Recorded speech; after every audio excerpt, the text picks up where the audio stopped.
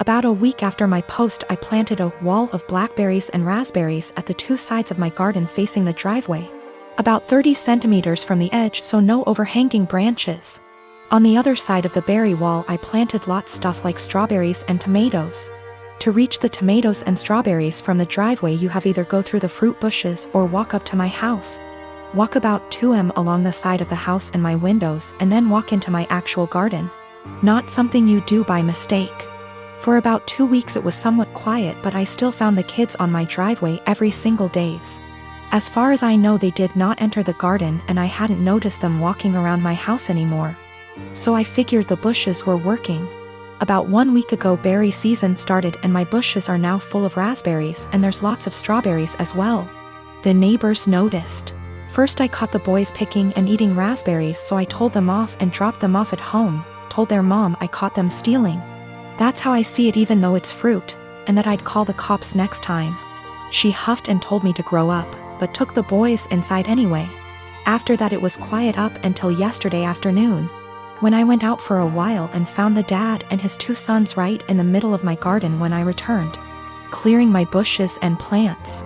I didn't even confront them. Just called the cops from a distance as they hadn't noticed me yet, and started filming them after making the call.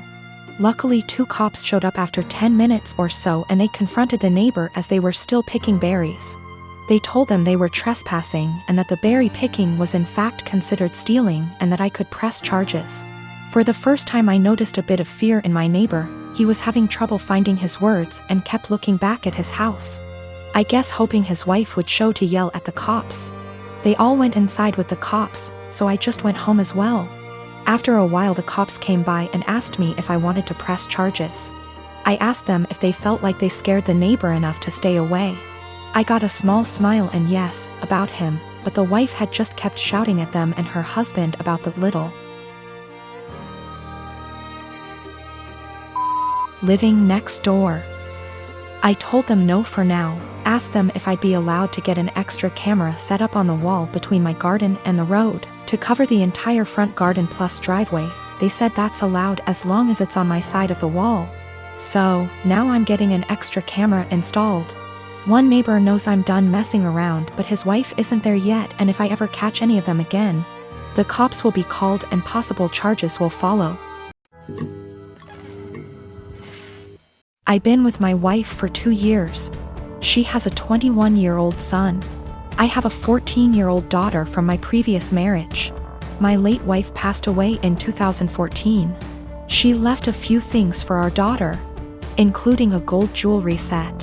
Her mom was devastated she didn't get to gift the set to our daughter on her wedding day. I keep it in my closet since it's expensive and my daughter is too young to have it. I'll hopefully gift it to her on her wedding. We were sitting in the kitchen when my stepson was hesitant to ask me something. We're in good terms but have our fair share of arguments. He said his fiancée was taking something from his mother's and my closet, saw the jewelry set and liked it very much. He asked if he could borrow it so his fiancée can wear it at her cousin's wedding.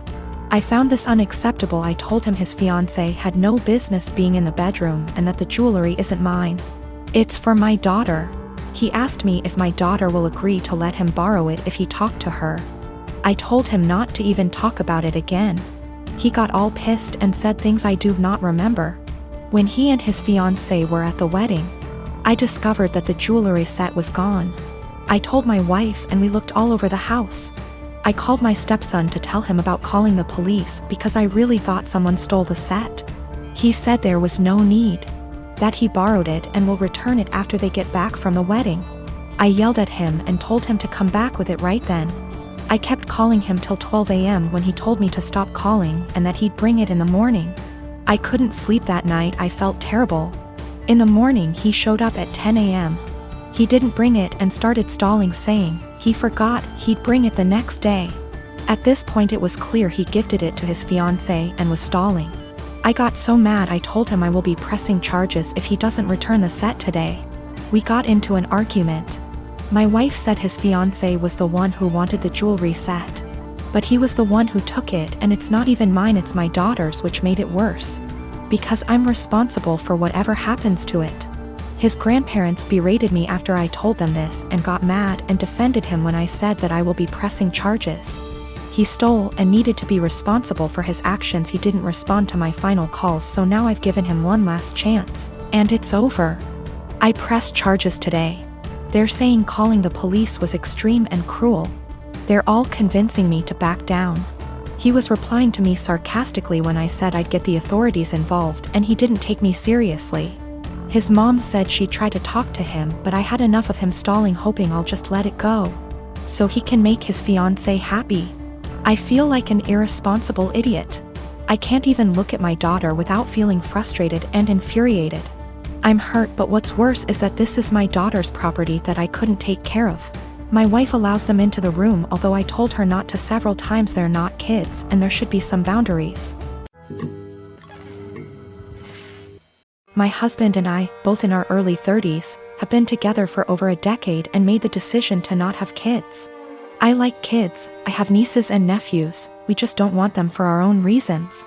He had a vasectomy, which only a few people know about.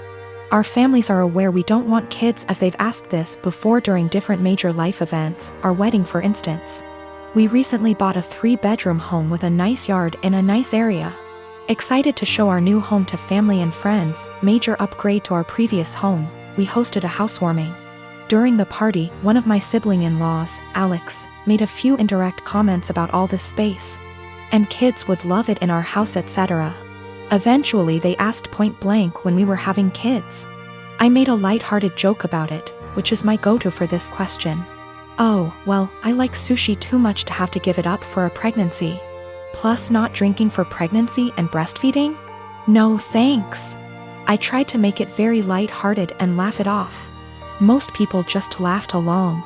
That seemed to anger Alex, and I was told children are a joy, and a good mother puts her kids before everything else. I agreed, children are a joy, I like spending time with the nieces and nephews. And obviously I can't be a good mom if I chose sushi over kids, so I just won't be a mom, paraphrased. Still trying to brush it off in a gentle way, because I'm not trying to start a fight by telling them to stop asking in front of everyone, because I know my tone will be seen as rude and abrasive. We move on. But Alex is still annoyed and making little comments in their group about how flippant I am about it and how when it finally happens, then I'll understand. My husband heard this and jokingly said, well, if she gets pregnant, that'll be a problem for the divorce lawyers. That seemed to piss them off more, but they stopped. With holidays coming up, we have not been invited to Alex's usual Halloween bonfire. When husband spoke to his parents, they told him Alex was annoyed we were so careless and callous about our child-free status and to say what we did, and they realized we had taken permanent steps to ensure we never had kids. That we know they had to do if to have kids, etc. And we are AHs to just not care. I feel bad because they did do if and lots of fertility treatments to have their kids. And even then they still had a few miscarriages. I can't imagine wanting kids and struggling to have them and then deal with miscarriages. But at the same time, I'm so tired of justifying living my life how I want. I feel terrible my joke was taken the way it was and that I hurt my IELTS. I truly never meant for that to happen. After the bonfire this weekend, we will be reaching out to have a heart-to-heart, if they'll accept it. Either way, I'll be apologizing for hurting their feelings, let them know I love their kids and them. But I will also be firmly putting down any further attempts to discuss our child-free status, if the conversation is about changing our minds. I have not told them our reasons for being child-free, so I think perhaps if they are willing to listen, I'll explain them and hopefully the conversation can be constructive. My father is a dick. When he got my mother pregnant, he wanted her to quit her job and just stay home to be a good little wife and mother. He is very well off due to a trust fund and he doesn't really need to work. My mother refused and divorced him. Because of a prenup she got very little and he moved back to Europe. His parents never knew about me and my mother had a good profession and I never really wanted for anything. My grandmother and grandfather, her mom and dad were awesome. And I got to spend my summers exploring the wilds of Western Canada with them. My father never paid the child support he should have. Like I said, it did really matter. My mom makes good money and she gave me a great life as a child. I'm getting married. I met the love of my life at university and we have been together for 8 years. He is a wonderful person and he really is my lobster. His family is from the same city as my father and they are a huge rambunctious bunch. Because of a lot of intermingled business and personal relationships, my parental grandparents found out about my impending wedding, and me, I suppose. They have been in contact and want to come to Canada to meet me and my fiancé, who I guess is a grandson of an acquaintance of theirs. Small world. When they found out that my father had basically abandoned me to fend for myself in this world, this is honestly how they see it. They were pissed, to say the least. It is very funny because we are decidedly upper middle class here.